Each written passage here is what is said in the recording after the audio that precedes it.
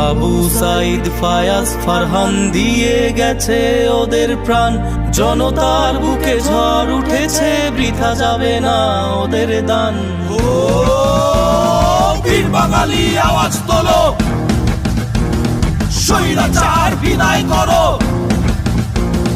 বীর বাঙালি আওয়াজ তোলো, স্বৈরাচার বিদায় করো।